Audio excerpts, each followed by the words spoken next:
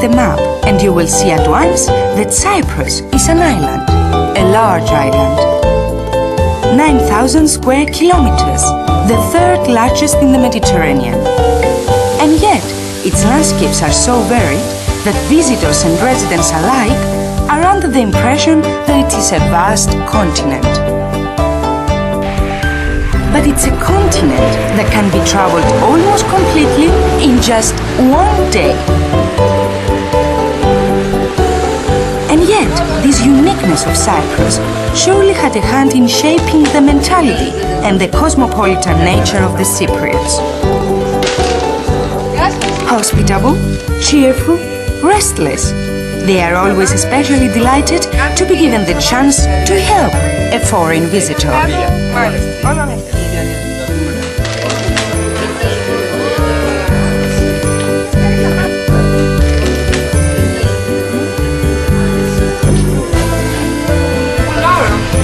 If you came here by air, you may have noticed as you began to descend prior to landing, how the clouds suddenly disappear, as if by magic.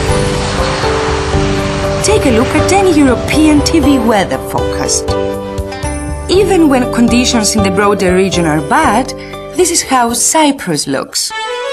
And why in summer there isn't a cloud in the sky, and the average maximum temperature is around 32 degrees Celsius, during the winter months it is around 17 degrees. This fantastic climate, the short distances to anywhere, and the varied landscape give Cyprus every reason to boast. Snow skiing in the morning, water skiing and swimming at midday.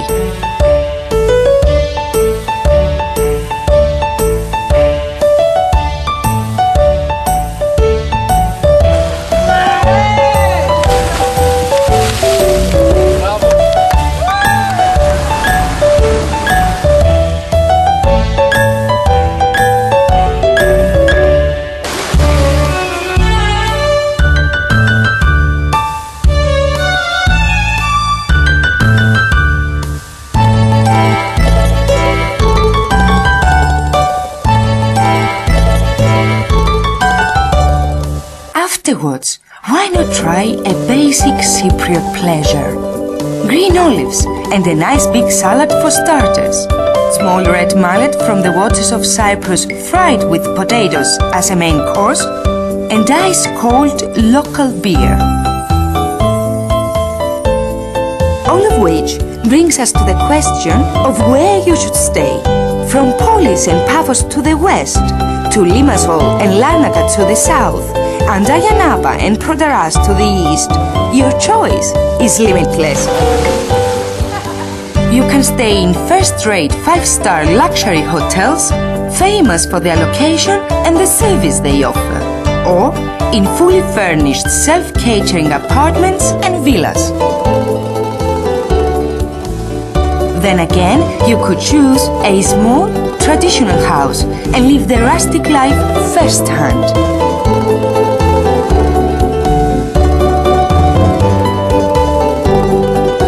Wherever you are, nature is never far away from you, providing experts and novices alike with the unique experience of discovering new species of endemic flora and fauna.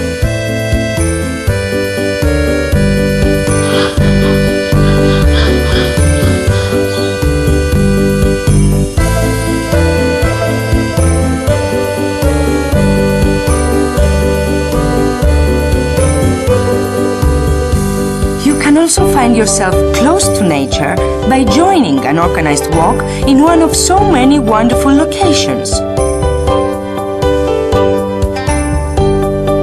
Or by seeing the island on a bicycle with one of the excursions that never stop all the year round. Now, here's something to think about. Cyprus might never have existed at all.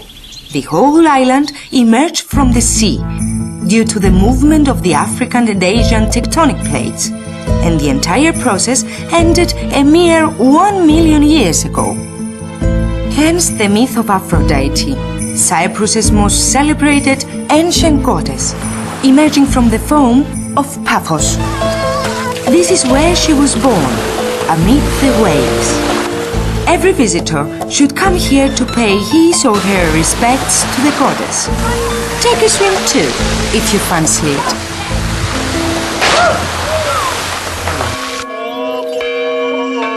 Whenever there is a drought, by no means unusual in Cyprus, the Greek Cypriots' religious devotion manifests itself in prayers for rain, led by the Archbishop as head of the church. The government, of course, cannot afford to rely on prayer alone. Some 100 dams all over Cyprus control the rivers and streams, blocking them and conserving their waters. And if you happen to be a keen angler of trout or carp, join the club. In Cyprus, they are biting all the year round. This is the archaeological museum in the capital of Cyprus, Nicosia. Every town has its own archaeological museums. In reality, the whole of Cyprus is one big archaeological site.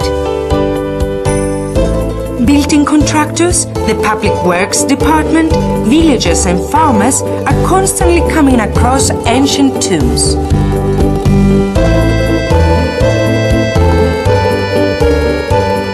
Cyprus lends its name to the Latin name for the mineral copper, cuprum. And for 4,500 years, the island was the biggest producer and exporter of copper in the whole of the Mediterranean. One main reason why the ancient Cypriots didn't mine every bit of it, but left a little for us, is that they had no means with which to remove water from the galleries. But they had located every single seam of copper in Cyprus.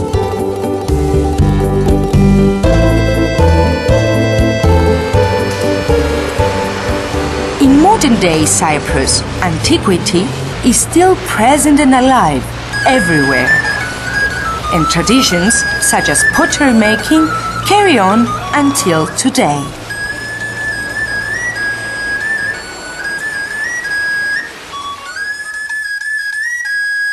The creation of mosaics, such as these from the Roman era, which are beautifully preserved in Paphos, still goes on.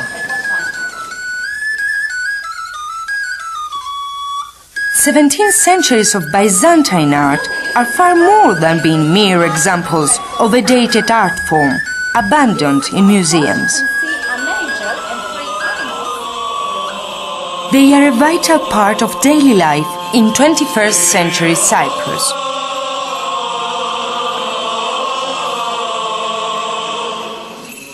Churches and a further 3 archaeological sites are listed by UNESCO as protected monuments and World Heritage Sites.